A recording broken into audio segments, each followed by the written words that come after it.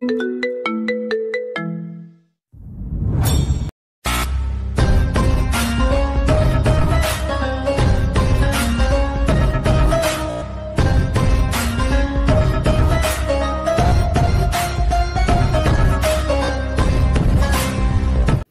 আবারও একই কাজ করেছিস। তোর মতো বেয়াদব জানোয়ার আমি আর দ্বিতীয়টি দেখিনি।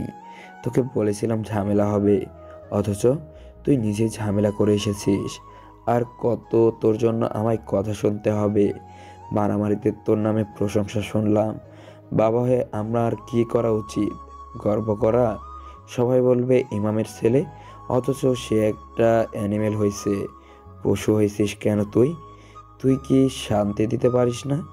মরে হয়তো তোর জন্য শান্তি পাবো না আমি।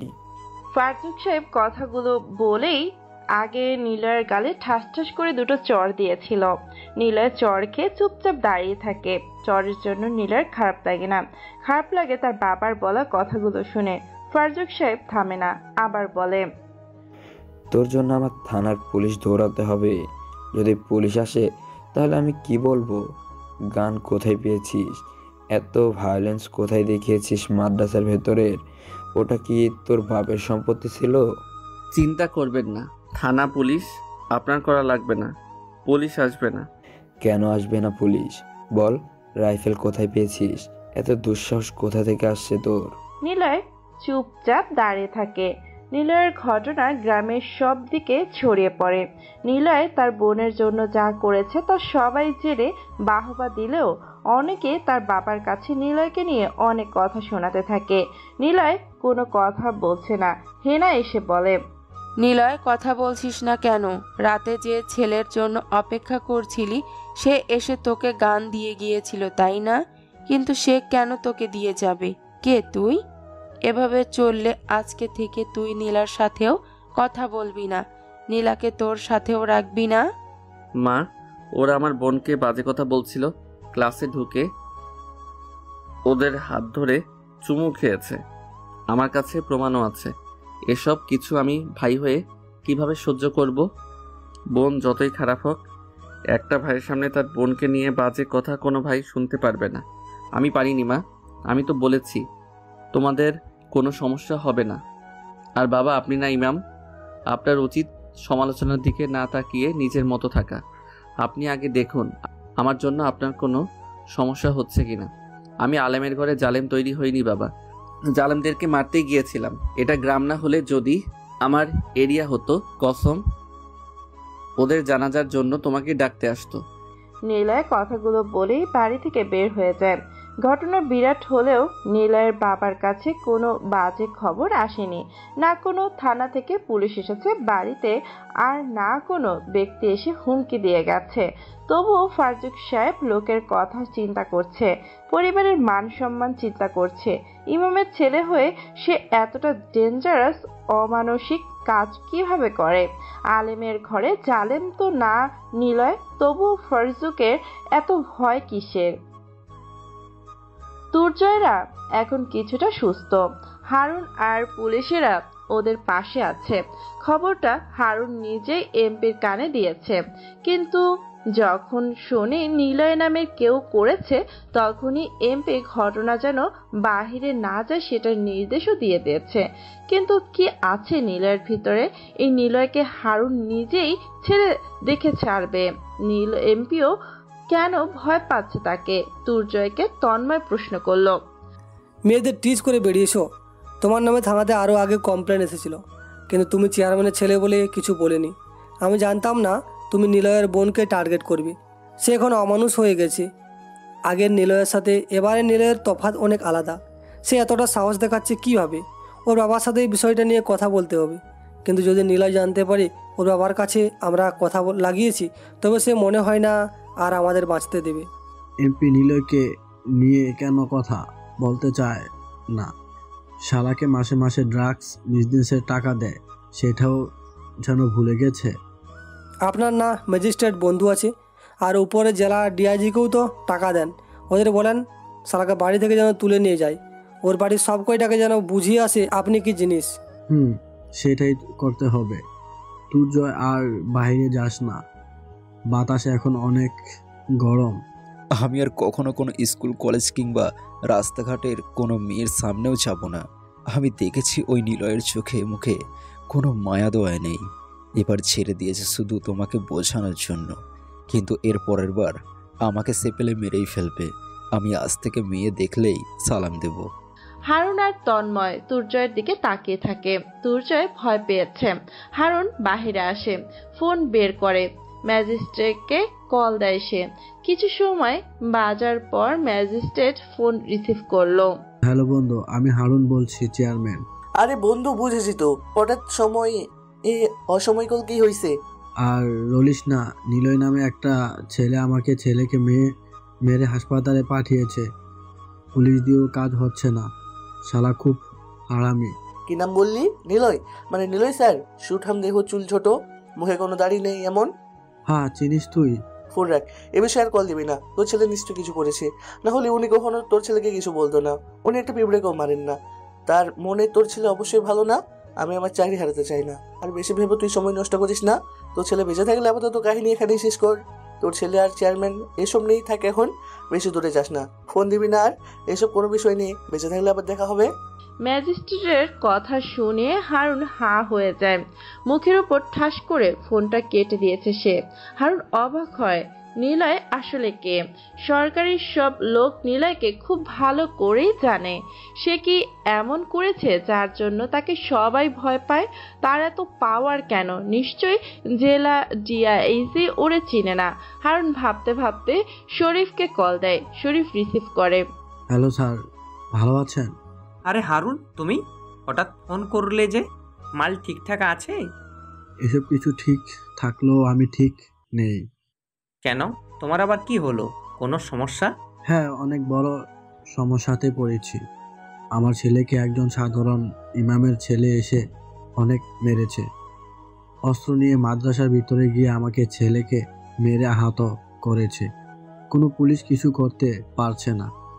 আপনি একটু ব্যবস্থা করেন স্যার, না হলে আমি যে শেষ। কি এত বড় সাহস? ঠিকানা দাও, আমি সব ব্যবস্থা করছি। তোমাদের থানার ওসিকে পাঠাচ্ছি ওর বাড়ি। না স্যার, বাইরের থানা ওসিকে পাঠান। কেন? আচ্ছা, নাম ঠিকানা দাও, বাকিটা দেখছি। নাম নিলয়, দেখতে বেশ। পরে কথা হবে হারুন, রাখি। ডিআইজি শরীফ সাথে সাথে ফোনটা কেটে দিল। হারুন আরো অবাক হয়, ওর দৌড় এতটুকু অবধি ছিল।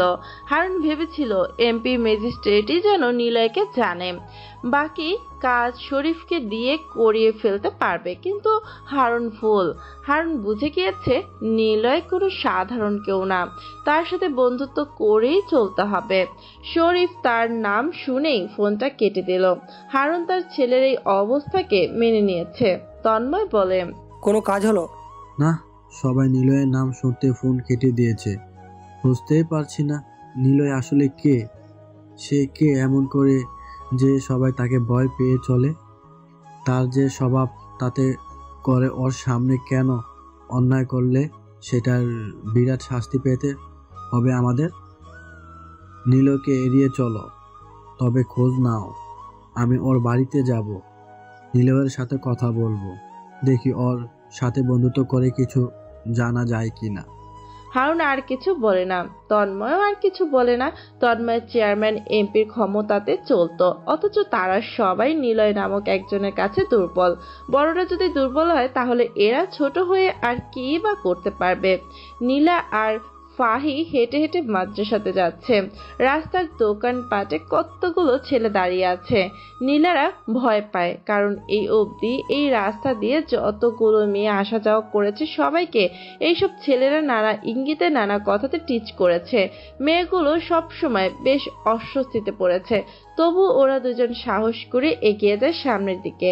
ছেলেগুলোর পাশ দিয়ে যখনই যাবে তখনই একটা ছেলে এসে ওদের সামনে দাঁড়িয়ে বলে, সালাম নেবেন আপুরা, আপনারা আমাদের সবার বোন। কোনো সমস্যা হলে আমাদেরকে জানাবেন। এখন থেকে আমরা সবাই আপনাদের ভাই, নিজের ভাই মনে করবেন। রাস্তাঘাটে কেউ কোনো কিছু বলবে না, আর যান আপনারা, ভয় পাবেন না। তবে দয়া করে নিলয় ভাইকে জানাবেন না। যান বোনেরা, আপনারা মাদ্রাসাতে যান। ছেলেটার কথা শুনে ওরা দুজন অবাক। এতদিন রাস্তাঘাটে দেখলে ছেলেগুলো মাল বলে ডাকতো, আর একদিনের ভিতরেই সবাই বোন ডাকা শুরু করেছে। ফাহি অনেক খুশি। ওরা দৌড়ে এসে বলে, নীলা, আজকে কেমন স্বাধীন মনে হচ্ছে নিজের কাছে। দেখতে হবে না ভাইয়াটা কার? দেখতে হবে না হুনিটা কার? ওই উনি মানে কি বলিস? সত্যি করে বল। তুই বুঝিসনি এখনো? আমি তোর ভাইকে সেই 5 বছর থেকেই পছন্দ করি। হাই রে, ছিলি কাজিন আর এখন কি তোকে ভাবি ডাকতে হবে? ডাকবি, শুনতে তো ভালোই লাগছে। ওই আর একবার ভাবি ডাকতো। ঢং। রাহিয়াপুর কথা মনে আছে? হ্যাঁ আপু, মনে হয় বেড়াতে আসতে পারে দ্রুত। নীলয়ের সাথে রাহিয়াপুর ঘটনাটাও মনে আছে, কিন্তু আমার তো বিশ্বাস হয় না সবকিছুর মূলে পুলিশ অফিসার। সেটাই থাক, বাদ দে। কি খাওয়াবি ভাবি আমার? একমাত্র ভাবি। আহা, যতবার ভাবি ডাকবি ততবার তোর জন্য চকলেট। থামো ভাবি গো, আগে বলো ভাইয়া এসব জানে? মনে তো হয় জানে না। তোর ভাইয়া যে ফাজল, আমাকে বলে কিনা রোজ আনা নেওয়া করলে আমি যেন টিপস হিসাবে থেকে চুমু দিই। বাটা পচাত। ও মা গো, কি প্রেম! তা দিয়ে দাও চুমু, দেরি করো কেন? যা বেডি, চুপ থাক। চল, ক্লাসে দেরি হয়ে যাচ্ছে। ফাহি আর নীলা হাসতে হাসতে ক্লাসের দিকে চলে যায়। রাস্তাঘাটের ছেলেরা দেখলেই ওদের দুজনকে এসে বোন আপু ডাকা শুরু করেছে। ওরা যেন জাতির বোন হয়ে গেছে। কোনো ছেলে ওদের দেখলেই মাথা নিচু করে নিচ্ছে। জিনিসটা ওরা দুজন বেশ এনজয় করছে। মাদ্রাসায় পৌঁছাতেই মেয়েটা এসে নীলাকে ধরে, নীলার বিষয়ে শুনতে চায়, নীলার কথা জানতে চায় নীলার থেকে। ফাহি এসবে বড্ড জেলাস হয়। সবগুলো মেয়েকে সে ভাগিয়ে দিয়েছে। 2 দিন হয়েছে ঘটনার। ফারজুক আবারও নীলয়ের সাথে কথা বলা বন্ধ করেছে, কারণ নীলয়ের উপরে সন্দেহ তার নীলয় একটা মাস্তান হতে পারে। এর জন্য নীলয় এসব অস্ত্র পাচ্ছে। ইমামের ছেলে হয়ে মাস্তান, এটা উনি মেনে নিতে পারছেন না।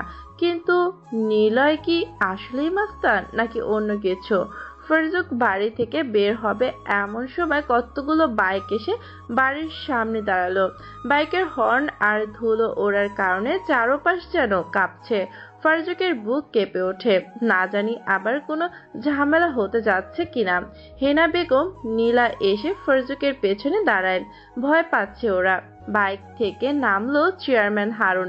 বেশ কয়েকজন লোক নিয়ে গ্রামের রাস্তা কাঁপাতে কাঁপাতে ফারজুকের বাড়ির সামনে আসলো।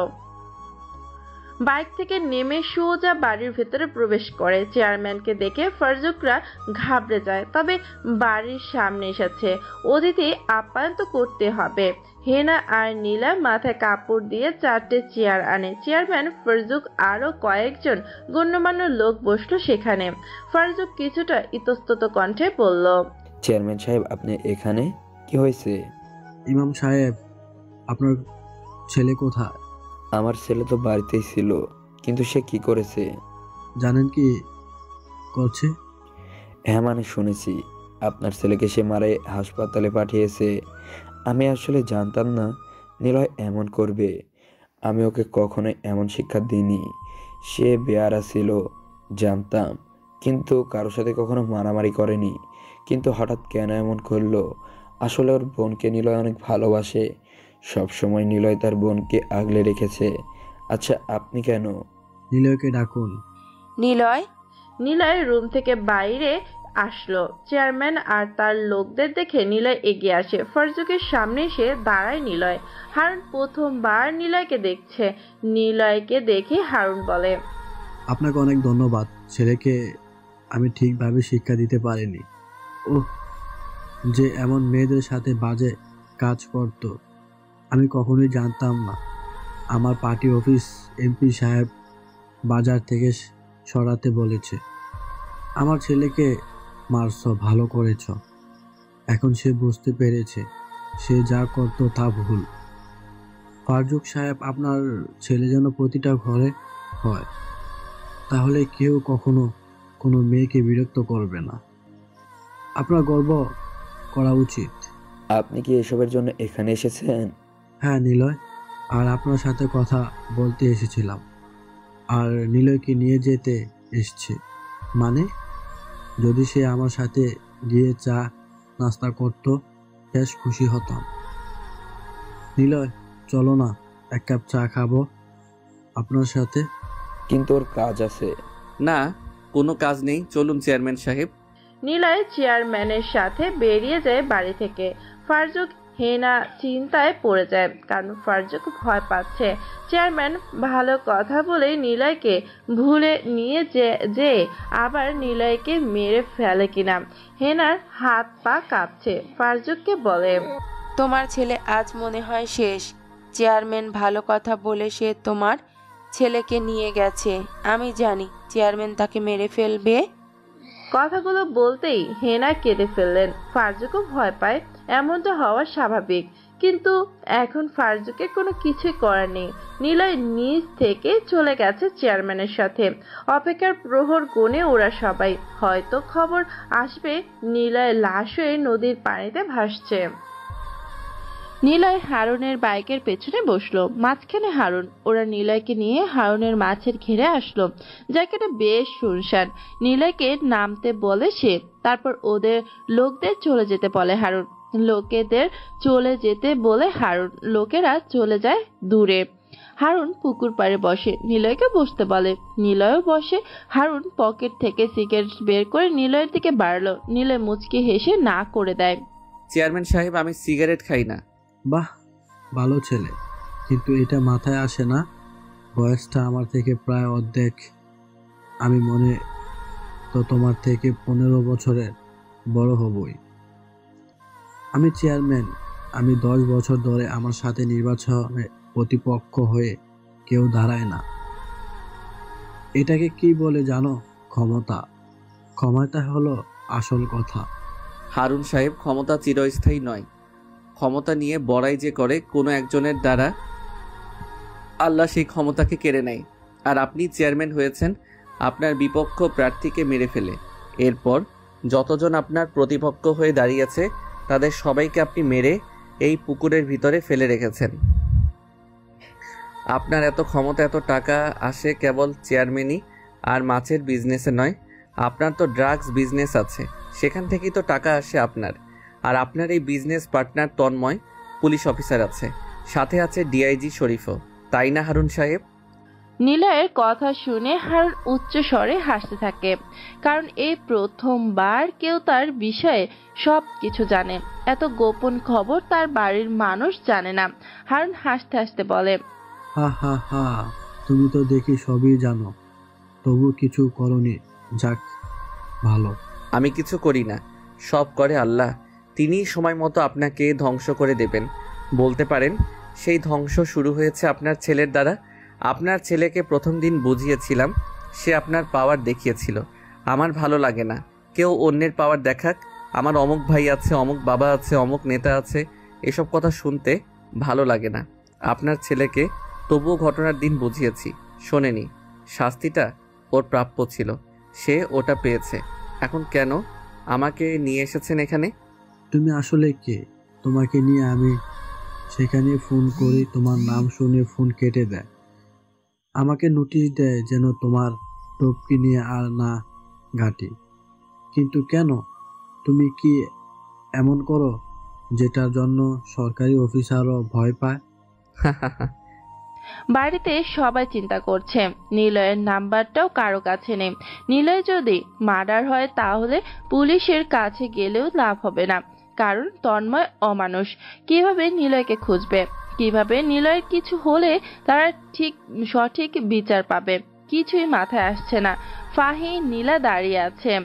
নীলা, তোর ভাইকে হারুন নিয়ে গেছে। চেয়ারম্যান তো খুবই খারাপ, কি যে হবে।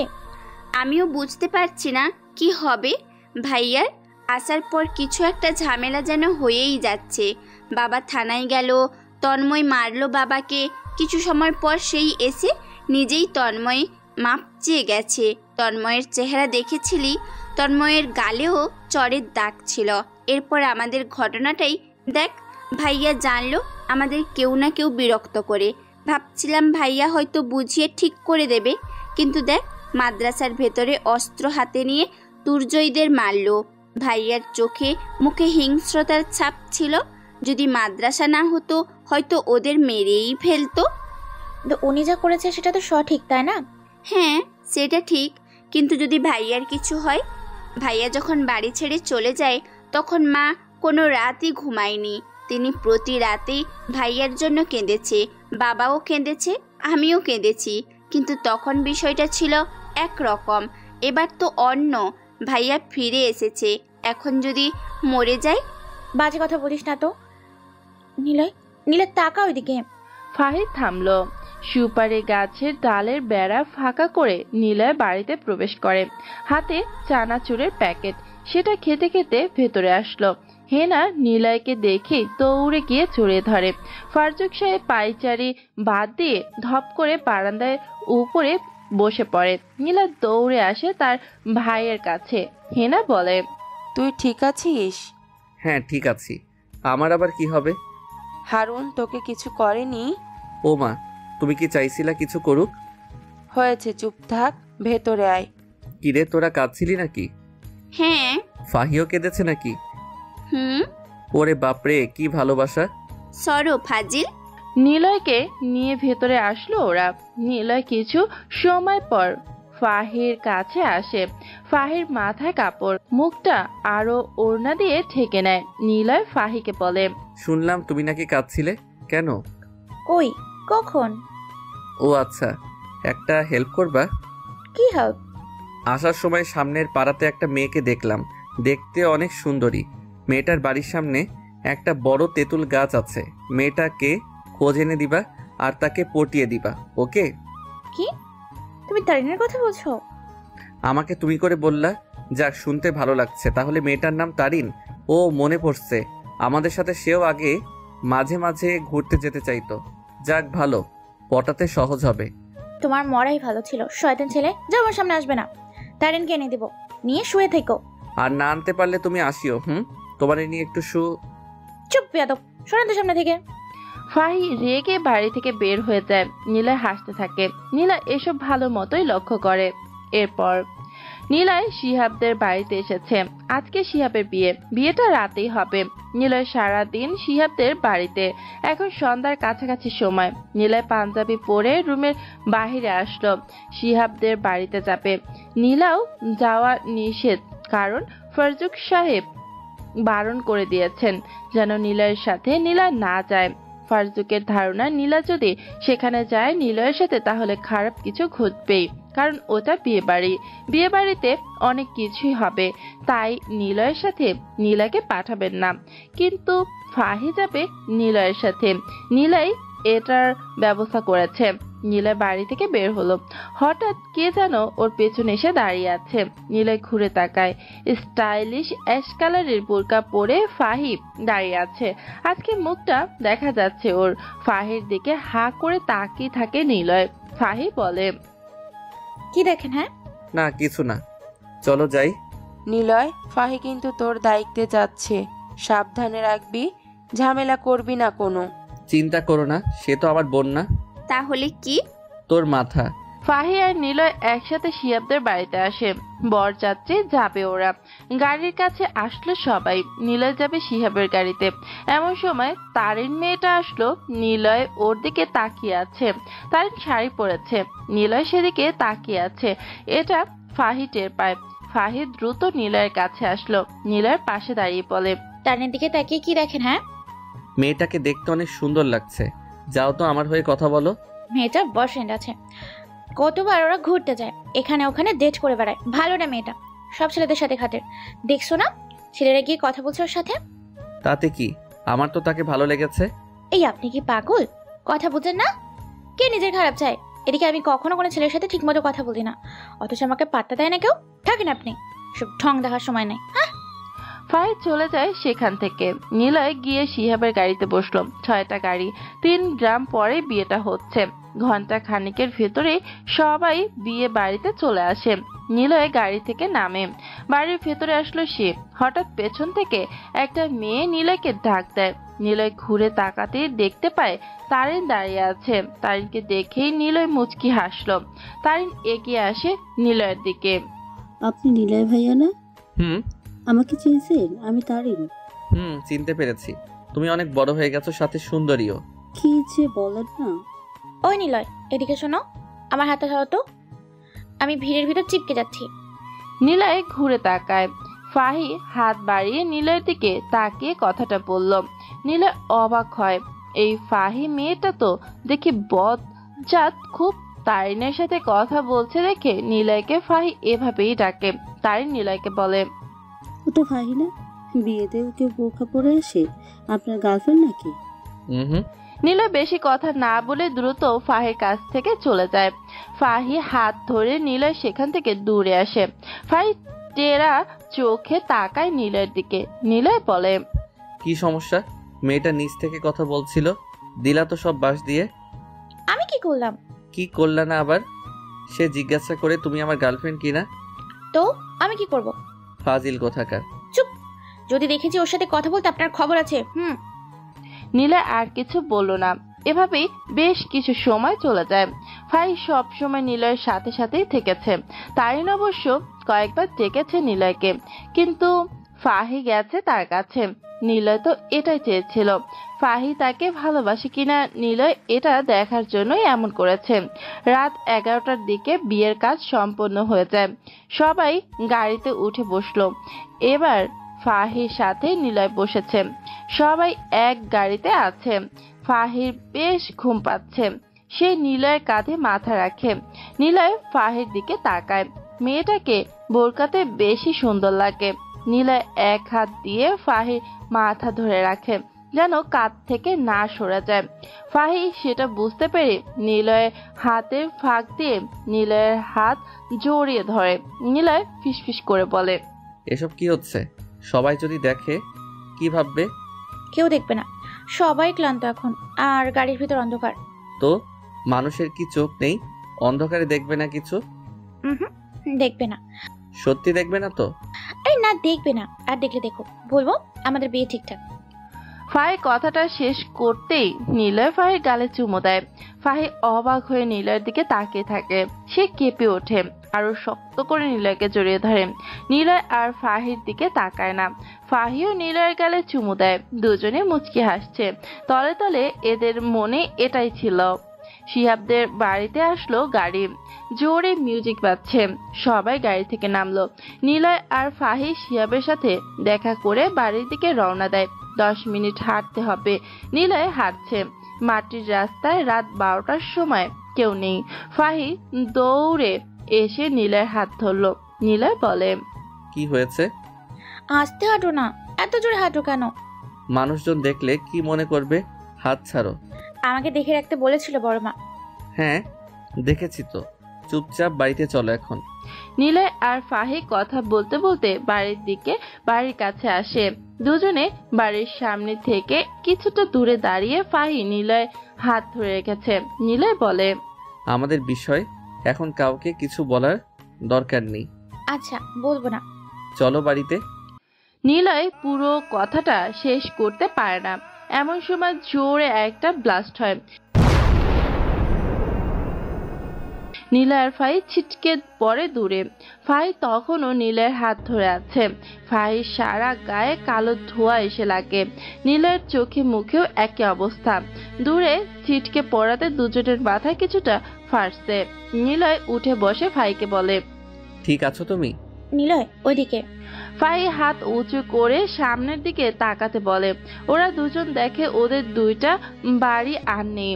ব্লাস্টে আগুন জ্বলছে দাউ দাউ করে। বোম ব্লাস্টে দুইটা বাড়ি উড়ে গেছে। নিলয় স্তব্ধ হয়ে যায়। সে কি করবে বুঝতে পারছে না। ফাহির হাত ছেড়ে দেয় সে। নিলয়ের মা বাবা বোন বাড়িতেই ছিল। ফাহির মা বাবাও বাড়িতে ছিল।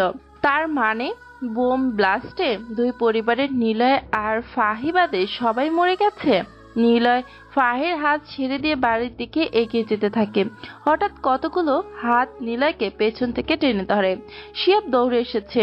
ওর গায়ে এখনো বিয়ের পাঞ্জাবি পরা।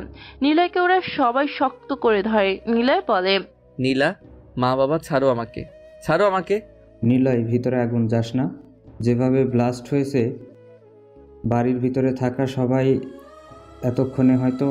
ওরা বেঁচে আছে, ওদেরকে বের করতে হবে। নিলয়, অনেক আগুন, মরে যাবি তুই। আমি বেঁচে থেকে কি করব? নিলয়কে সবাই ধরে রাখে। ওদিকে ফাহি জ্ঞান হারিয়েছে। কয়েক মিনিটের ভিতরে 2টা বাড়ি পুড়ে ছাই হয়ে যায়। গ্রামের অনেক পানি দিয়ে নেভানোর চেষ্টা করেও কাজ হয়নি। সকাল হয়েছে। নিলয় ফাহি রাস্তার পাশে বসে আছে, সাথে শিহাব আরো কয়েকজন বসা। গ্রামের মেম্বার হারুন এসেছে দেখতে। সকাল 7টা বাজে। হঠাৎ গ্রামে কতগুলো গাড়ি প্রবেশ করলো। পুলিশ, র্যাব, সেনাবাহিনী, বোম স্পেশালিস্ট টিম, দমকল বাহিনী, আনসার বাহিনী। পুরো গ্রাম গাড়ির ধুলো আর হর্নে থেমে যায়। পুরো গ্রাম যেন সাত সকালে কর্পোরেটর এরিয়ে হিসেবে গণ্য করা হয়। কেউ গ্রাম থেকে বাইরে যেতে পারবে না। প্রতিটা রাস্তার মোড়ে সেনাবাহিনীর গার্ড বসানো হয়েছে। গাড়ি থেকে বড় বড় অফিসার নামলো, একদম কর্মী বাড়ির ভিতরে প্রবেশ করে লাশ উদ্ধার করার জন্য।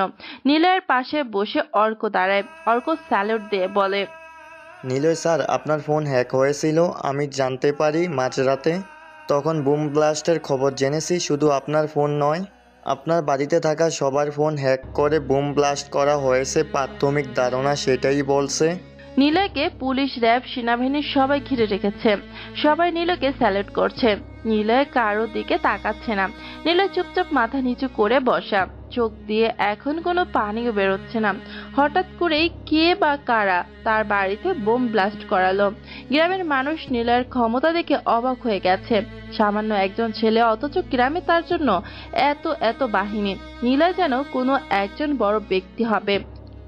10 জনের একটা টিম 2 বাড়ির ভিতরে প্রবেশ করে। নিলয় এখনো কারোর সাথে কথা বলেনি। সে চুপচাপ মাটিতে বসে আছে। চোখে যেন নিলয়ের পানি নেই, তবে চোখ দুটো টকটকে লাল হয়ে আছে।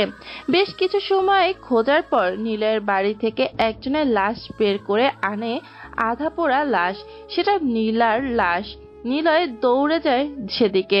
নীলার বুক অবধি পুড়েছে। এক পায়ে ওর নূপুর ছিল। পা দেখে বোঝা যায় এটা নীলার লাশ। নিলয় তার বোনের লাশের দিকে এক দৃষ্টিতে তাকিয়ে থাকে। চোখের পানি যেন নিলয়ের শুকিয়ে গেছে, বেরই হচ্ছে না।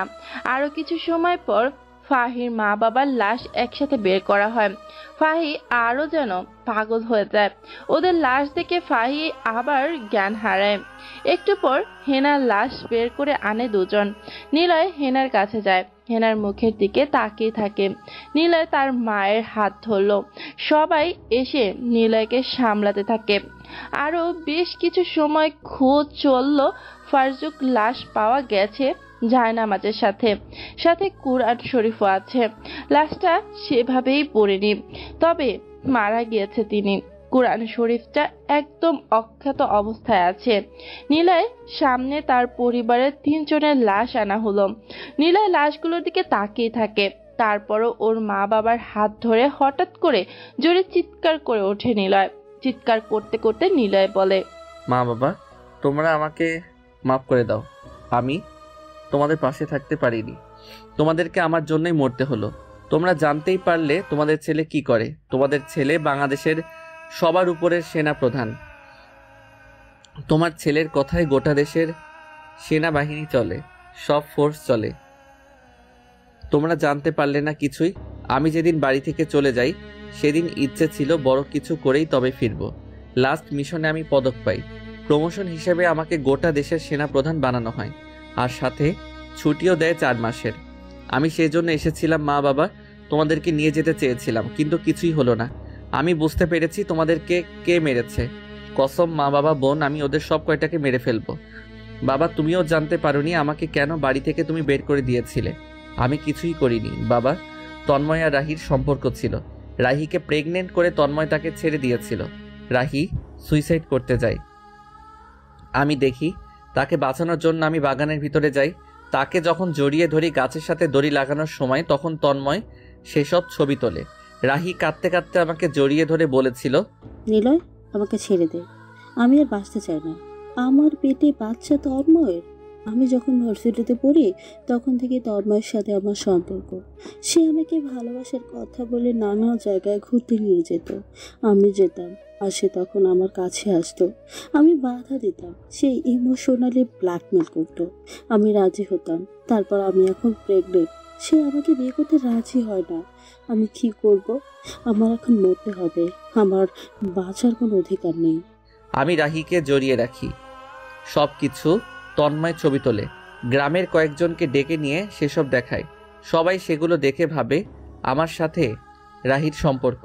আমার জন্য রাহির এই অবস্থা। রাতে বাগানে আমি আর সে খারাপ কাজ করেছিলাম। সবাই যখন আমার নামে এসব বলতে থাকে, তোমরা সবাই সেগুলো বিশ্বাস করলে।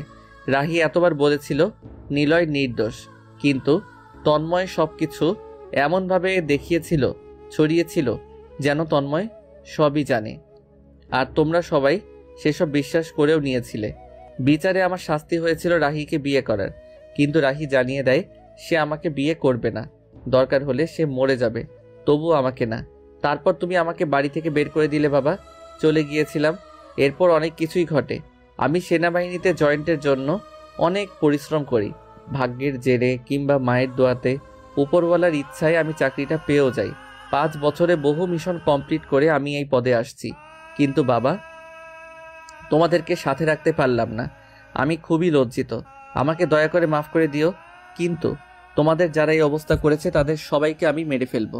অর্ক, তন্ময়, হারুন, ওদের সব কয়টাকে তুলে নিয়ে আসো, আমি ওদের মেরে ফেলবো। নীলয়ের কথা শুনে সবাই চুপ হয়ে যায়। গ্রামের সবাই জানে নীলয়ের শত্রুতা ছিল তন্ময় আর হারুনের সাথে। ওরা দুজন কোথায়? লাশ ফরেন্সিকে পরীক্ষার শেষ বিকেলে 5 জনের জানাজা পড়ানো হয়। নীলয় কবরের পাশে বসে থাকে। নীলয়ের চোখ দিয়ে নীরবে কান্না ঝরে পড়ছে, তবে সে চুপচাপ। বোম ব্লাস্টে ওদের সবার মৃত্যু হয়েছে, আপাতত এটাই জানা গিয়েছে। নীলয় রেলিং ধরে বলে, ভালো থেকো তোমরা। জানি না তোমাদের কবরে কি হচ্ছে, তবে আল্লাহর কাছে ফরিয়াদ জানাই তোমাদের যেন জান্নাত নসিব করে। নীলয় ফিরে আসে বাড়িতে। সারা দিনে নীলয়ের ধ্বংস স্তূপ সরিয়ে সেখানে নতুন একটি বাড়ি বানিয়ে ফেলেছে সেনাবাহিনীর ছেলেরা। সেনা প্রধানের কাজ বলে কথা। 30 জন সেনাবাহিনী 2 রুমের টিন সেটের বাড়ি বানিয়ে ফেলেছে পুরো একদিনে। গ্রামের মানুষ শুধু হা করে তাকিয়ে দেখছে ওদের কাজ।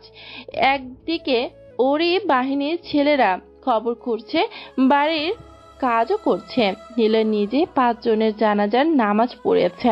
দাফন শেষ করতে করতে প্রায় রাত। এরই ভিতর বাড়িও কমপ্লিট। নীলয় বাড়িতে এসে বসেছে। ঘরের ভেতরে ফাহি আর রাহি কাঁদছে ফুপিয়ে ফুপিয়ে। গ্রামের কিছু মহিলারা 2 বোনকে সান্ত্বনা দিলেও সেটা কি আর সহ হয়? নীলয় খুঁটিতে হেলান দিয়ে বসে আছে, মাথায় টুপি। এসা নামাজ শেষ করে তার পরিবারের জন্য সবাইকে দোয়া করতে বলেছে নীলয়। হঠাৎ অর্ক আসে সেখানে। স্যার, তন্ময় আর হারনকে আটকে রেখেছি, ওদেরকে পাওয়া গেছে হারনের মাঝের ঘরে যে বাড়িটা আছে সেখানে, ওখানেই আটকে রেখেছি।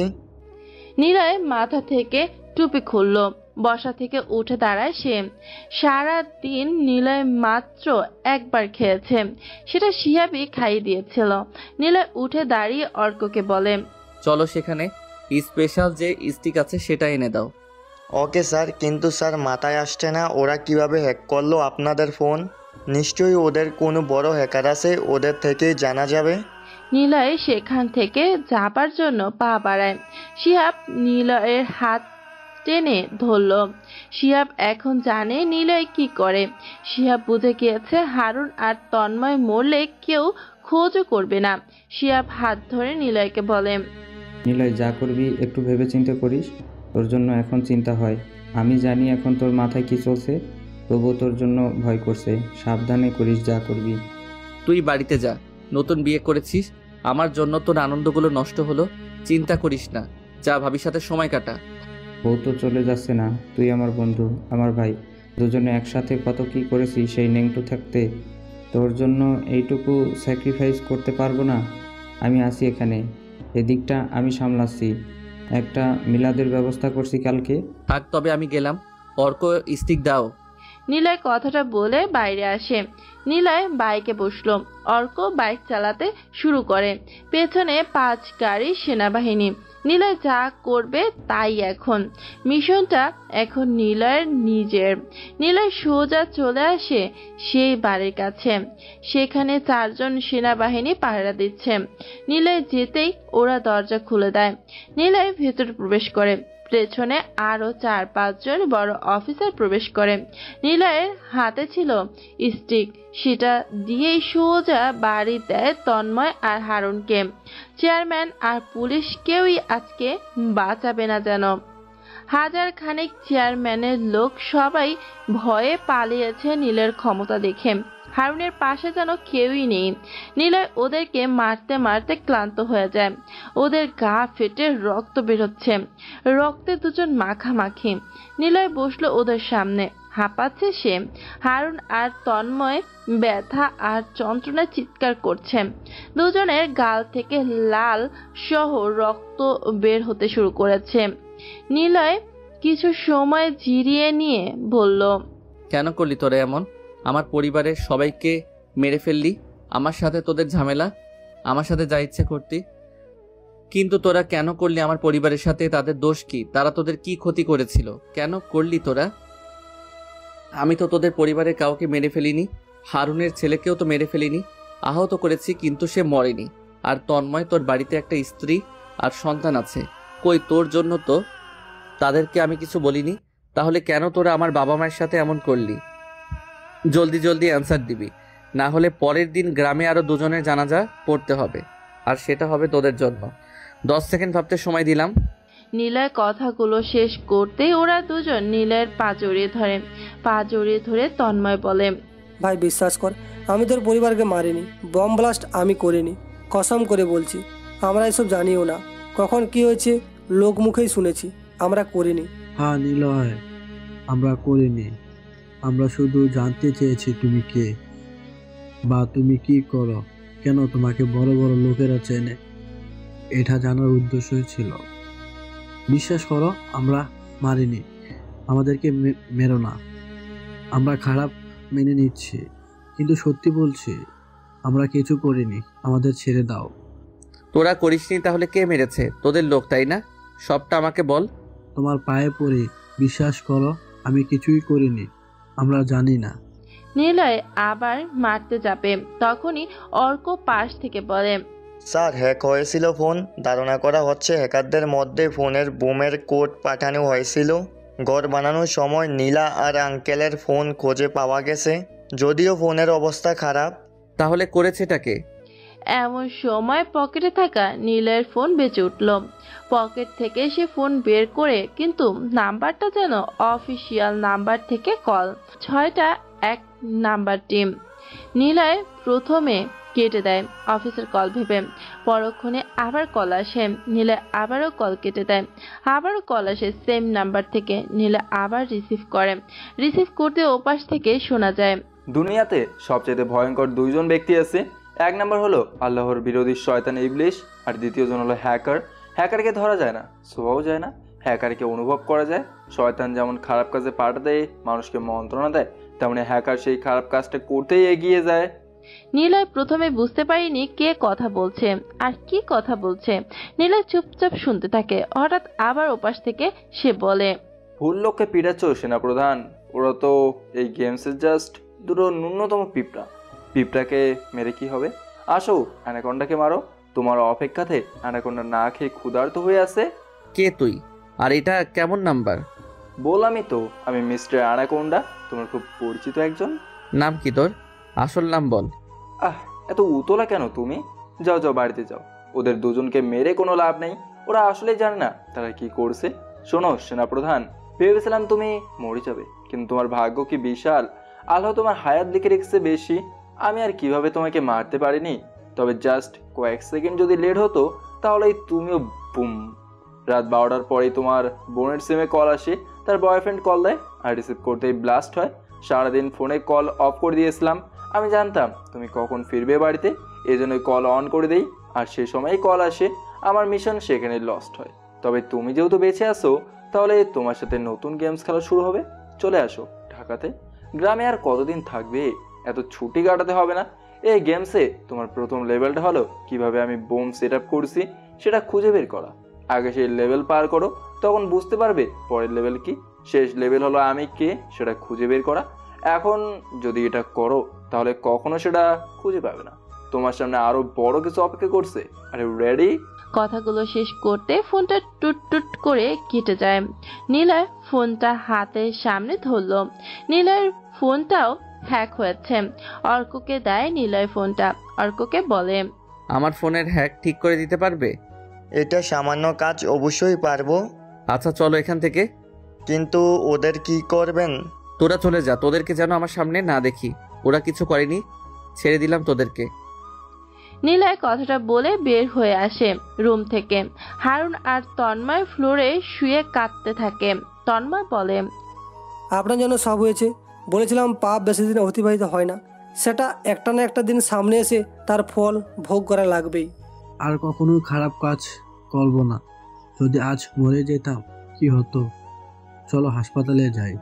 ওরা দুজনই রুম থেকে বের হয়। তারপর নীলয় বাড়িতে বসে আছে। 5 জনের একটি টিম বানিয়েছে নীলয়।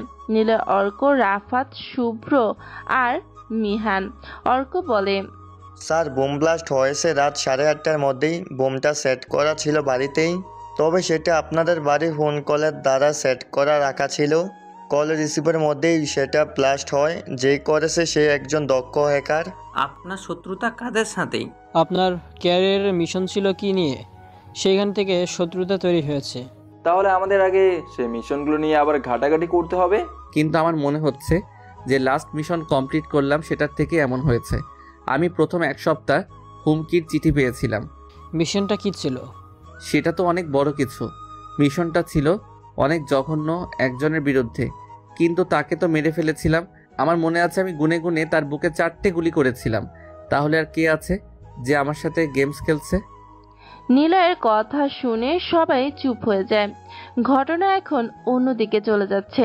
তারপর নীলয় চুপচাপ বসে আছে। সবাই নীলয়ের দিকে তাকিয়ে।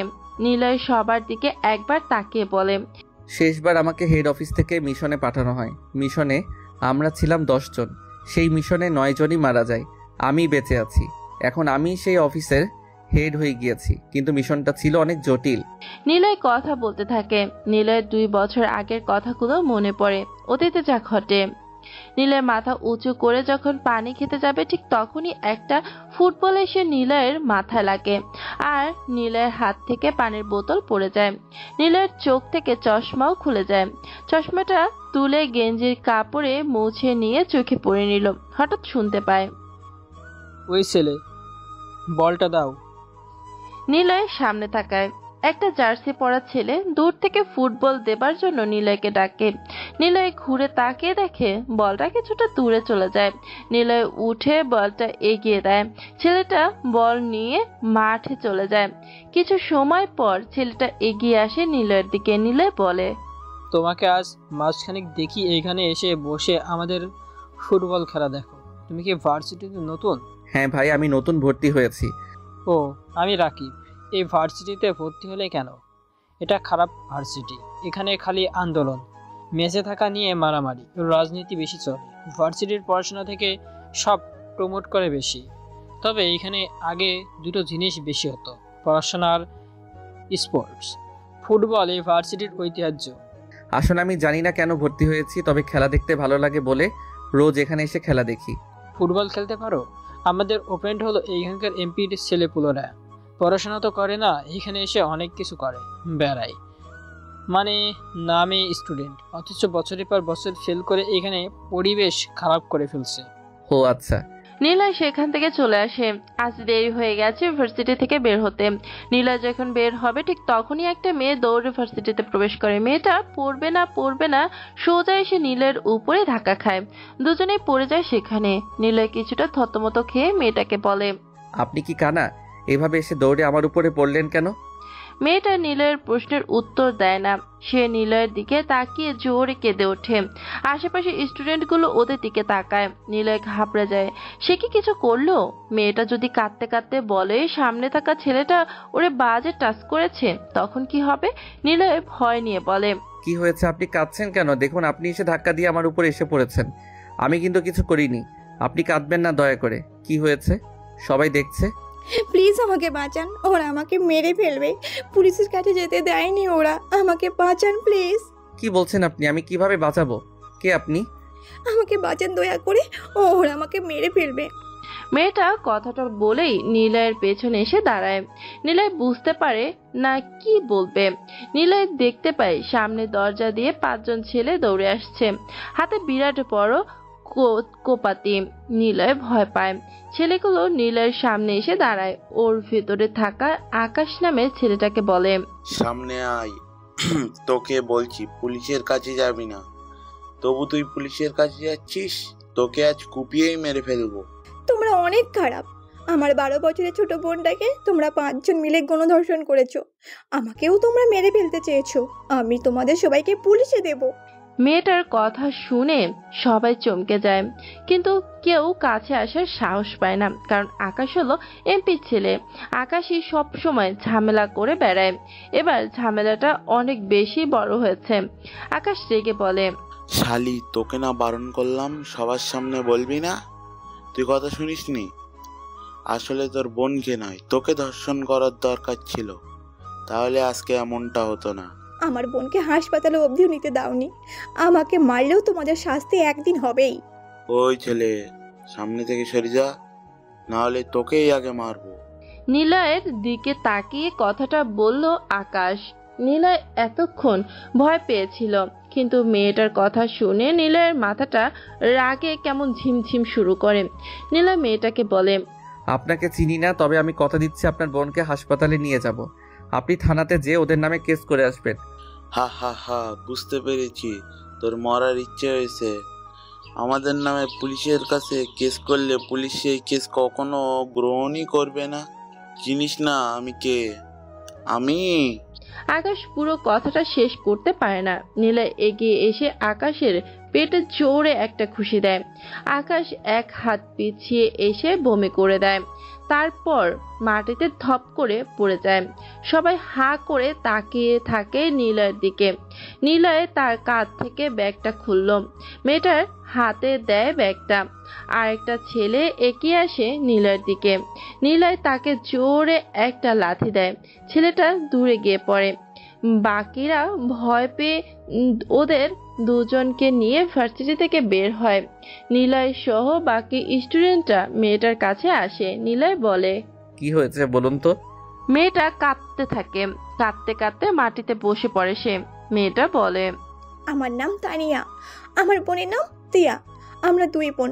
আমার মা ফারান নামের ছেলেটার বাড়িতে কাজ করে। ছেলেটা আকাশের বন্ধু। ওদের দুজনকেই আপনি মেরেছেন। আমার ছোট বোন রোজ আমার মায়ের সাথে দেখা করতে যেত। গতকাল রাতে আমার মায়ের শরীর খারাপ হয়। আমি তখন বাড়িতে ছিলাম না। আমার ছোট বোন যায়, সে প্রায়ই যেত। গতদিন বৃষ্টি হচ্ছিল। আমার বোন যখন আমার মায়ের বাকি কাজগুলো করে বাড়িতে ফিরবে, তখন অনেক বৃষ্টি। একটা গাড়ি আসে বাড়িতে। গাড়ির ভেতরে ওরা 5 জন ছিল। বাড়িতে ঢোকে না ওরা। গাড়ির ভেতরে ওরা বসে ড্রাগস নিতে থাকে। আমার ছোট্ট বোন বারান্দায় এসে দাঁড়ায়। মা তখন ওকে বলে, বৃষ্টির ভিতরে যেতে পারবি না, থাক এখানে। আমার বোন বলে, 5 মিনিটের রাস্তা, গরম পড়েছে, ভিজলে কিছু হবে না। যাই মা, আপু একা থাকবে বাড়িতে। আপুর এক্সাম ছিল, বাড়িতে আসতে লেট হবে। তখন সন্ধ্যা হয়ে গেছে। আমার বোন বের হয়েছে, ভিজে যায়। আমার বোন যখন চলে আসবে, এমন সময় গাড়ির ভেতর থেকে ফারান ডাক দেয় আমার বোনকে। আমার বোন দাঁড়ায়। ফারানকে সে চেনে। টিয়া, কোথায় যাচ্ছিস ভিজতে ভিজতে? বাড়ি যাচ্ছি ভাইয়া, মা অসুস্থ ছিল তাই এসেছিলাম। তোর বোন কোথায়? আপুর পরীক্ষা ছিল, আসতে পারেনি। ভিজে ভিজে না যেয়ে গাড়ির ভিতর আয়, কিছু সময় বসে থেকে কমলে তারপর যাস। না, যেতে পারবো আমি। আরে আয় তো। ফারান আমার বোনের হাত টেনে গাড়ির ভেতরে তোলে। তারপর সে দেখতে পায় গাড়ির ভেতরে আরও ছেলেরা বসে আছে। ক্লাস 5-এ পড়ে আমার বোন, সবে ওড়না পড়তে শুরু করেছে। ওরা গাড়ির ভেতরে মিউজিক ছেড়ে দেয়, ভলিউম বাড়িয়ে গাড়ির দরজা আটকে দেয়। আমার মা সবটা দেখে। বাইরে আছে অসুস্থ শরীর নিয়ে আকাশ নামের ছেলেটা আমার মায়ের মাথায় জোরে আঘাত করে। তারপর সে ভেতরে আসে, তিয়ার মুখ ওড়না দিয়ে বেঁধে দেয়। তারপর ওর গা থেকে সব কাপড়গুলো খুলে ফেলে। ওরা নেশায় বুঁদ হয়েছিল। ফারহান, আমার মাথা কাজ করছে না, একদম কচি জিনিস, উফ, ধরলেই কারেন্ট লাগে। আরে খেতে ইচ্ছে করছে, এসব জিনিস খেতে হয়, না হলে উপরওয়ালা মাফ করবে না, এটা আমাদের হক। শালা তোর জন্য কাজের মহিলার মেয়েকে নিয়ে মজা করতে চলেছি, যদি কেউ জানতে পারে কি হবে ভেবেছিস? মাম্মা আমাকে চিনো না? থানার পুলিশ, ভার্সিটির মাঠ সব একা সামলে নিয়ে চলি। এসব মাল খেতে এসে যদি ঝামেলাতে পড়তে হয় তাহলে কি বা ছেড়লাম। শুরু করিস না কেন? তুই তাহলে আগে শুরু কর ফারহান, আরো জোরে হিন্দি অ্যান্সার। মামা আমি একটু টাচ করি, আমার হাত পা কাঁপছে, একটু ধর্ম ওর। তোর হিজড়া যা ভাগ। আকাশ কথাটা বলে তিয়ার শরীরে হাত দেয়, আস্তে করে চাপ দেয়।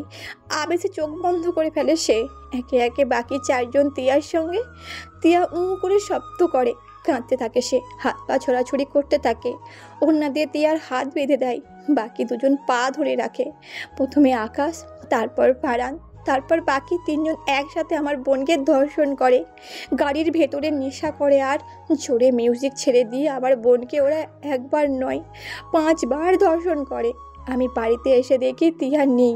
অপেক্ষা করছিলাম, সে ফিরছিল না বলে মাকে ফোন করি, মা ফোন ধরে না। আমি ছাতা নিয়ে এগিয়ে আসি। আমার মা কখনো আমার ফোন রিসিভ না করে থাকেনি। আমি এগিয়ে এসে দেখি আমার মা গাড়ির পাশে পড়ে আছে। আমার মায়ের মাথা থেকে রক্ত পড়ছে। আমি ছাতা ফেলে দিয়ে দৌড়ে আসি সেখানে, চিৎকার করি। তখনই গাড়ির ভেতর থেকে ওরা বের হয়। আমার বোনকে ওই অবস্থায় দেখি, ওর যেন হুঁশ নেই। আমার দিকে প্যাল প্যাল করে তাকিয়ে আছে, কেঁপে কেঁপে উঠতেই থাকে আমার বোন, মুখ দিয়ে ফেনা বের হয়ে গেছে। আমি জোরে চিৎকার করি। আমার চিৎকার শুনে বাড়ি থেকে মানুষজন এগিয়ে আসে, কিন্তু আকাশেরা আমাকে মারে অনেক।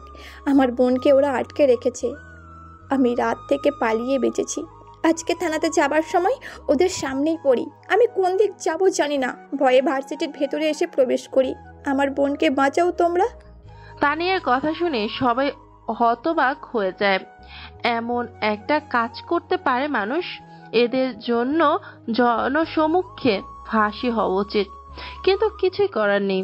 ওদের দল ক্ষমতাতে, ওদের পাওয়ার এখন, টাকাও আছে, যে কোনো ভাবেই ওরা গায়ে হাওয়া লাগিয়ে ঘুরতে পারে।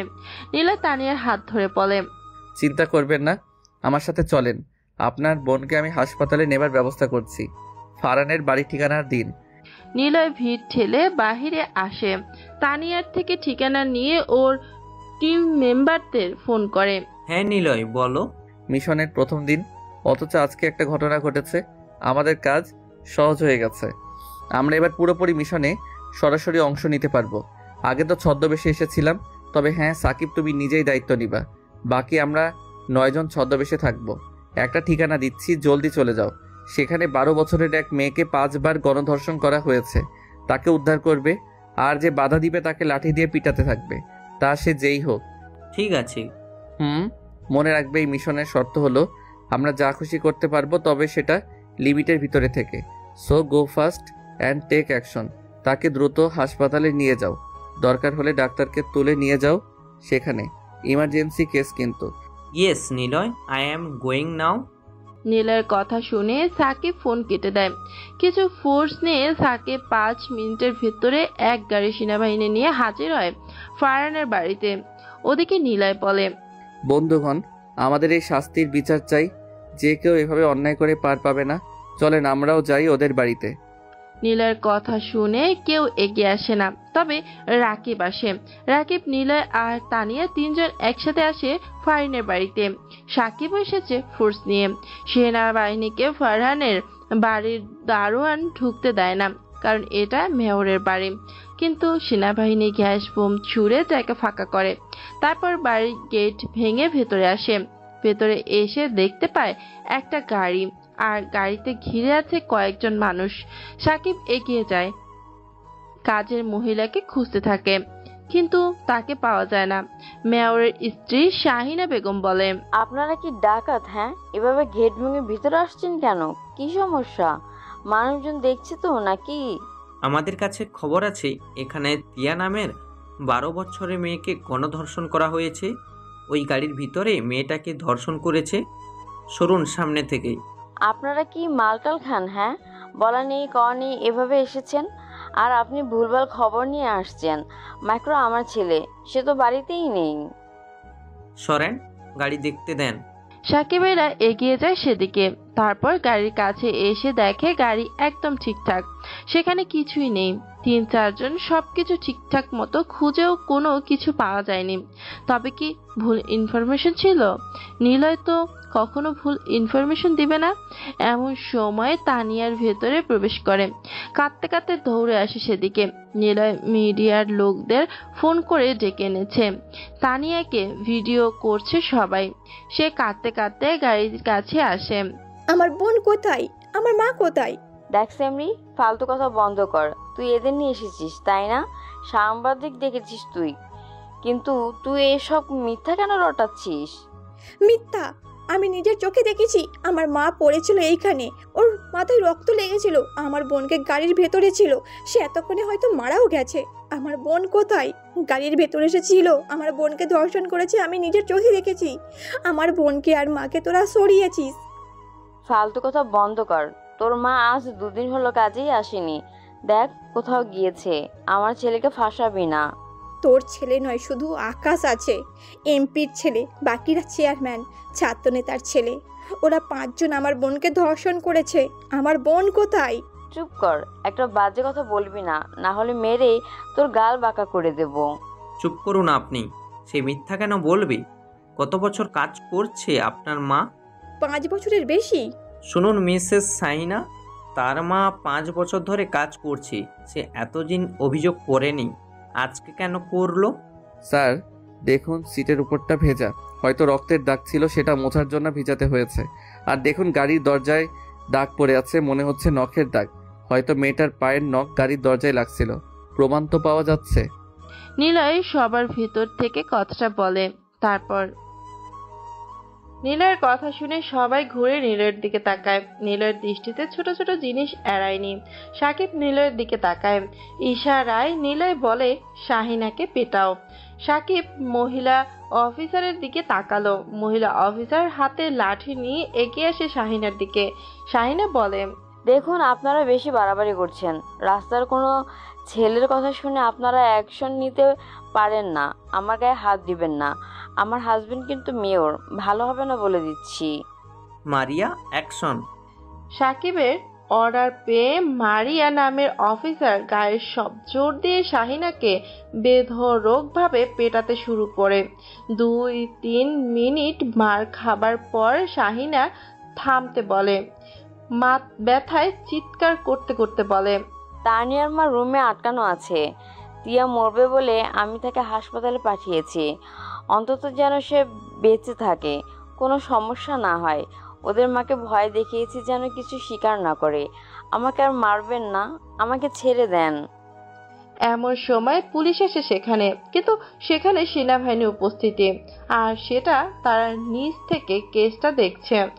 সেখানে পুলিশ এসে কি করবে?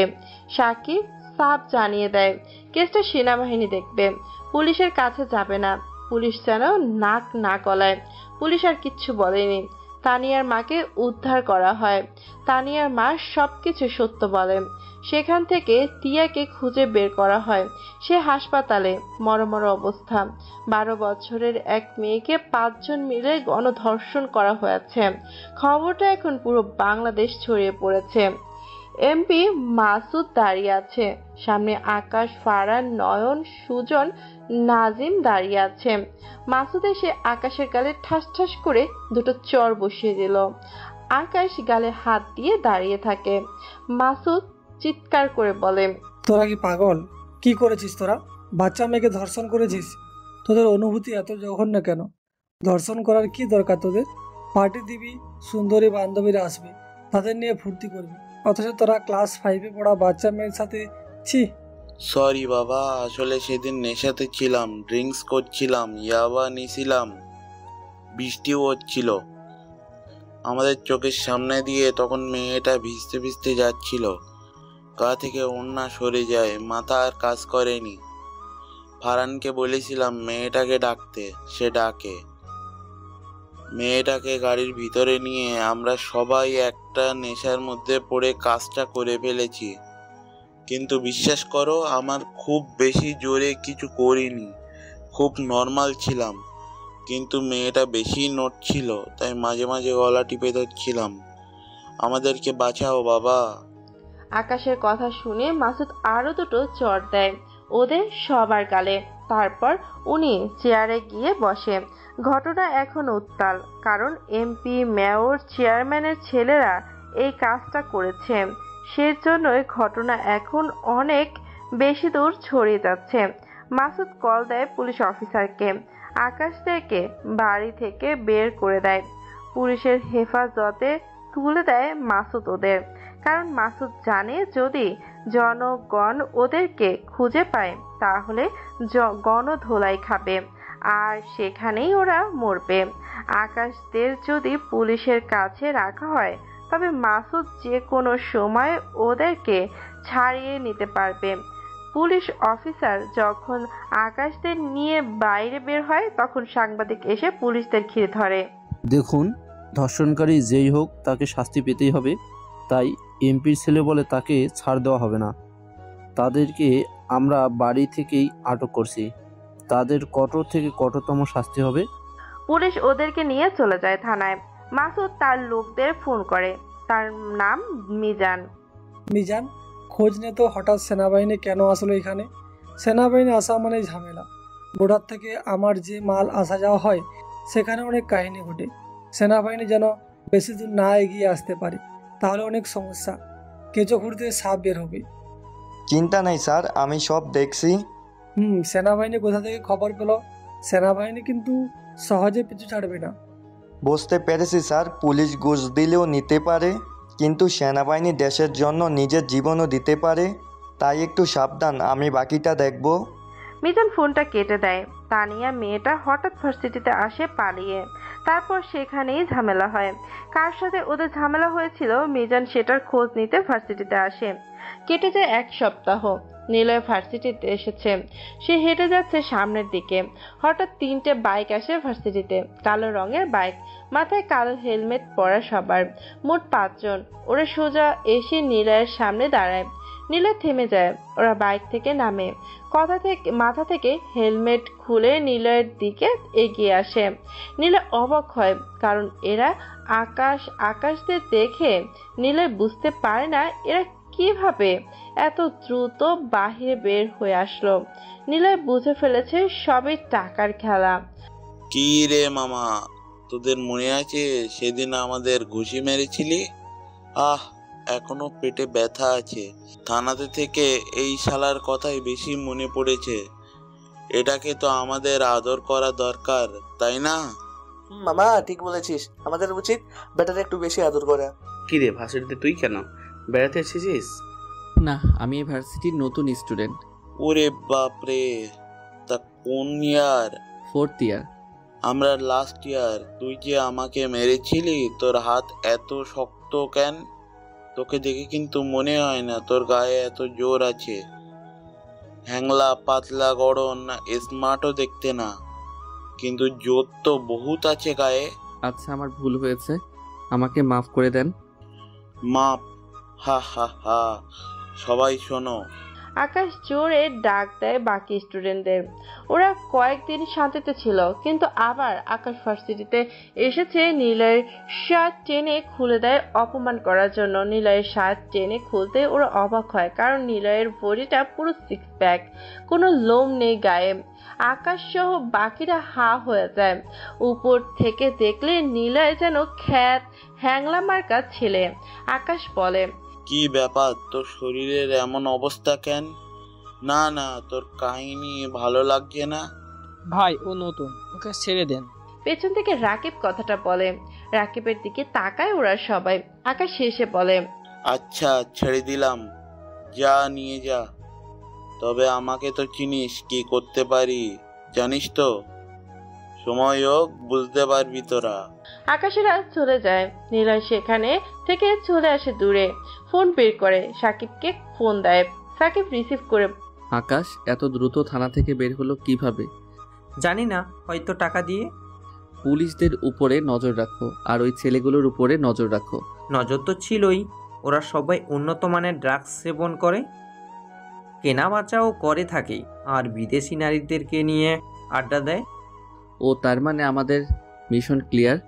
ড্রাগস বিজনেস যারা করে তাদেরকে ধরতে হবে, কিন্তু নারী পাচার, এই বিদেশি নারীরা কোথা থেকে আসছে? এয়ারপোর্ট থেকে নাকি অন্য কোনো বর্ডার থেকে? এয়ারপোর্ট থেকে আসছে না, বর্ডার ক্রস করা হচ্ছে, ইন্ডিয়া থেকেই আসছে। এগুলো কি আকাশ করেছে নাকি আরও কেউ আছে সাথে? খোঁজ নিতে হবে। নিলয় ফোন কেটে দেয়। নিলয় মনে করে ওদের মিশনের কাজটা কি ছিল। সেনাপ্রধান রিটায়ার্ড করার আগে নিলয়কে মিশন দেয়, আর সেটা হলো ড্রাগস ডিল আর নারী পাচার, সাথে সিরিয়াল কিলারও আছে। এই মিশনের শেষটা যেন নিলয় করে, আর এগুলো বর্ডার দিয়েই দেশে প্রবেশ করবে, তাই এটা বন্ধ করতে হবে। নিলয় শেষ জন্যই প্রথমে ইনফরমেশন কালেক্ট করে আর জানতে পারে কয়েকজনের নাম, কিন্তু সেই কয়েকজন দেশের বড় বড় মানুষ। এমপি মাসুদ জেলা নিয়ন্ত্রণ অফিসার, পুলিশের বড় অফিসারও আছে। এর জন্য মিশনটা অনেক রিস্কে।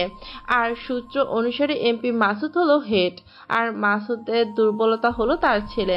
সেজন্য নিলয় ভার্সিটিতে এসেছে আকাশকে দেখতে। নিলয় বসে বসে কথাগুলো ভাবছে, তখনই একটা ছেলে এসে নিলয়কে বলে, ভাই, এমপি ছেলে আকাশ কিন্তু ভালো না, ওর থেকে সাবধানে থাকবা। নিলয় চমকে তাকায়। পেছনে একটা ছেলে দাঁড়ানো। নিলয় জিজ্ঞাসা করে, তুমি কে? আমি মিজান, এই ভার্সিটির সিনিয়র একজন। আমাকে চিনবা না, তবে তোমাকে সাবধান করলাম, ওরা যে কোনো কিছু করতে পারে। ও, দেখা যাক। নিলয় উঠে দাঁড়ায়। সেখান থেকে চলে যায় নিলয়। মিজান এমপিকে কল করে।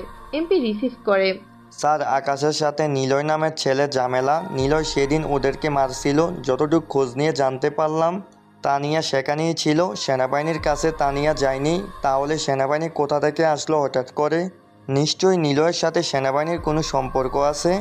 আর সেনাবাহিনী যেখানে থাকবে পুলিশ কিন্তু আসবে না, ওরা সেইভাবেই কিন্তু ধরবে। ও, বুঝতে পেরেছি। তাহলে নিলয়কে তুলে আনার ব্যবস্থা করো। সুযোগ বুঝেই করব। মিজান ফোন কেটে দেয়। কি হতে যাচ্ছে নিলয়ের সাথে? মাস খানিক কেটে যায়। নিলয় বসে আছে এমপির সামনে। আকাশের সাথে নিলয়ের ঝামেলা দেখা যায়, কিন্তু আকাশ কিছুই বলে না নিলয়কে, কারণ তার বাবা বারণ করে দিয়েছে যেন নিলয়ের সাথে ঝামেলা না হয়। দেখো, তোমাদের দুজনকে আজ ডেকেছি যাতে ভার্সিটিতে যেন ঝামেলা না হয়। তোমরা তোমাদের মতো করে ভালোভাবে থাকবে। হঠাৎ করে এমপি নিলয়কে কেন ডাকবে? নিলয়ের মাথায় আসে না কিছু। আকাশ রুম থেকে চলে যেতেই এমপি নিলয়কে বলে, সেনা অফিসার অনেক তো হলো, অ্যাকশন কবে নেবেন? নিলয় চমকে যায়। নিলয় বুঝতে পারে না তার ইনফরমেশন ওরা কিভাবে পেয়েছে। মানে কি বলছেন? জানেন না? চলেন আমার সাথে। ওই, তোরা অফিসারকে ধরে নিয়ে আয়। মাসুদের কথা মতো দুজন এসে নিলয়কে ধরল। নিলয় কিছু বোঝার আগেই তার মুখে অজ্ঞান করার স্প্রে করা হয়। নিলয় সেখানেই জ্ঞান হারায়। নিলয়ের যখন জ্ঞান ফেরে তখন দেখে একটা নিভু নিভু আলোর ঘরে সে বন্দি, হাত আর পা বাঁধা। নিলয় চারপাশে তাকায়। কয়েকজন বসা আছে সামনে। মাসুদ বলে, ওয়েলকাম মাই ডার্ক সিটি। জোনাকি প্রকার আলো যেন শান্তি বয়ে আনে, আর আগুনে আলো যেন পুড়িয়ে দেয়। তোমাকে আজ পোড়াতে এসেছি অফিসার। জোনাকির আলোতে অন্ধকার কাটে না, আগুনের আলোতেই দূরে যায় অন্ধকার। অন্ধকারই হোক, তবে জীবন শেষের দীর্ঘশ্বাস। নিলয়, তোমাকে তো মরতে হবে। ও তাই নাকি? বাঁচা মারা ঠিক করে উপরওয়ালা। আপনি তো মানুষ মাত্র। সময় হোক, দেখা যাক কে কাকে মারে। নিলয়ের কথা শুনে এমপি হাসে। হাসতে হাসতে বলে, এমপি হওয়ার পর ক্ষমতা বেড়ে যায় আমার। ড্রাগস আনতে থাকি অনেক দেশ থেকে। কত সেনাবাহিনীদেরকে মেরে ফেলেছি এই 2 হাত দিয়ে। টাকার পাহাড় বানিয়েছি আমি। নারী পাচারও করেছি বহু জায়গা দিয়ে। সব অফিসারদের কেনা আমার। তোমার সেনাবাহিনীর কত বড় অফিসার আমার পকেটে আছে শুধু সেনাপ্রধানকে বসে আনতে পারিনি, তোমাদেরকে সে ঠিকই পাঠালো। কিন্তু তোমরা আমার কিছু করতে পারবে না। সাকিবকে ধরে ফেলেছি, বাকি রইলে তুমি একজন, তোমাকে তো এখনই মেরে ফেলবো। ওই মিজান, ওর হাতের বাঁধন খুলে দে। নীলয়ের হাতের বাঁধন খুলে দেওয়া হয়। একটা টেবিলে আনা হয়েছে, সেখানে টেবিলে দুটো গ্লাস রাখা, সেখানে দুটো ক্যাপসুল। মাসুদ বলে, তোমার সামনে দুটো গ্লাসের ভিতরে দুটো বিষের ক্যাপসুল, কোনটাতে বিষ আছে কেউ জানে না, আর একটা এমনি ক্যাপসুল। বিষেরটা কোনটা ওইটা আমি জানি না, তুমিও জানো না। গেমস হবে, কে জিতবে বাঁচা মরার গেমে, একটা চুজ করবা। যদি বিষেরটা তুমি চুজ করো তবে তুমি মারা যাবে, পরেরটা আমার। যদি তুমি বিষ ছাড়া যেটা চুজ করবে ওইটা তোমার, বাকিটা আমার। যে কেউ মরতে পারে অফিসার। চলো গেম শুরু করি। তোমার কোনো শর্ত আছে? এটা কেমন গেমস? এখানে তো মৃত্যু হবেই। ভয় পাচ্ছ? দেশের জন্য শহীদ হয়ে যাও, দেখি তোমার ভাগ্যে কি লেখা আছে, জীবন নাকি মৃত্যু। চলো শুরু করি। গ্লাস ঘোরাও। নীলয় গ্লাসের দিকে তাকিয়ে থাকে। মাসুদ বলে, কি ভাবছো, করবা না? না করলেও উপায় নেই, তোমার অনেকগুলো সেনাবাহিনী আমার কাছে বন্দি, মারিয়ে আছে। আকাশকে বলবো গ্যাং রেপ করতে, তাই তোমার গেমসটা খেলা উচিত। নীলয় কিছু বলল না, চুপচাপ সেই গ্লাসের দিকে তাকিয়ে থাকে। তারপর গ্লাস দুটো জোরে জোরে ঘোরায়, দুটোই সামনে রাখা হয়েছে। মাসুদ নীলয়কেই চুজ করতে বলে। নীলয় একটা চুজ করলো। মাসুদ হাসে। তোমার ভাগ্য পরীক্ষা আজ, খেয়ে ফেলো, পানি এনে দাও কেউ। নীলয় ক্যাপসুল মুখের ভেতরে পুরে দেয়, তারপর পানি ঢালে মুখের ভেতর। এরপর সে পড়ে যায় নিচে। কয়েক সেকেন্ডের ভিতরে নীলয়ের মুখ দিয়ে ফেনা উঠতে থাকে, সবাই হাসতে থাকে। নীলয় বলে, এবার আপনি খান। ওকে, খাচ্ছি। মাসুদ খেয়ে নিল পরের ক্যাপসুলটা, কিন্তু পরক্ষণে মাসুদ ধপ করে টেবিলে পড়ে, তার মুখ দিয়ে ফেনা বের হতে থাকে। সবাই অবাক হয়। মাসুদ চোখ মেলে তাকিয়ে থাকে। নীলয় শোয়া থেকে উঠে দাঁড়ালো, তারপর মুখের ভেতর থেকে ক্যাপসুলটা বের করে দিয়ে ছুঁড়ে মারে বাহিরে। নীলয় বলে, আর্মি ট্রেনিং এ এমন সিচুয়েশন থেকে কিভাবে বাঁচতে হয় সেটা 100 বার শেখানো হয় মিস্টার মাসুদ। মুখ দিয়ে ফেনা, সেটা আমার থুতু ছিল। আপনার ভাগ্য আপনাকে বাঁচতে দেয়নি। নীলয় কথাটা বলেই নীলয় টেবিলে থাকা গ্লাস নিয়ে মিজানের মাথায় মারে। মিজান ফ্লোরে পড়ে যায়। নীলয় মিজানের থেকে পিস্তলটা নিয়ে মাসুদকে গুলি করে। সবাইকে গুলি করে নীলয় শেষে মিজানের কাছে আসে। সে মিজানকে বলে, এবার তোর পালা। তোকে মারিনি কারণ ড্রাগসগুলো কোথায় আছে, টাকাগুলো কোথায় রাখা বল। বলছি আমাকে মারবেন না। মিজান ঠিকানা দেয়। নীলয় ওর অফিসারদের পাঠিয়ে দেয় সেখানে, কিন্তু মিজান ফুল ইনফরমেশন দেয়। ওর অফিসাররা বোম সেট রুমে এসে দাঁড়িয়েছিল, আর ওদের সবাইকে বোম দিয়ে উড়িয়ে দেয় আকাশ। কারণ মিজান সব কিছু ফোন করে আগেই বলেছিল। নীলয় যখন অন্ধকার রুমে ছিল তখন মিজানের ফোনে কল চলছিল আকাশের সাথে। মিজান হাসে। নীলয় তাকে গুলি করে মেরে ফেলে, কিন্তু আকাশকে আর খুঁজে পায় না নীলয়। সেখানেই মিশনটা কমপ্লিট হয়। কেবল বেঁচে থাকে আকাশ ও নীলয়। তারপর নীলয়ের প্রমোশন হয়। নীলয় ছুটি নিয়ে গ্রামের বাড়িতে বেড়াতে আসে। এরপরে সবকিছু ঘটে গেছে, কিন্তু হ্যাকার কি আকাশ হতে পারে?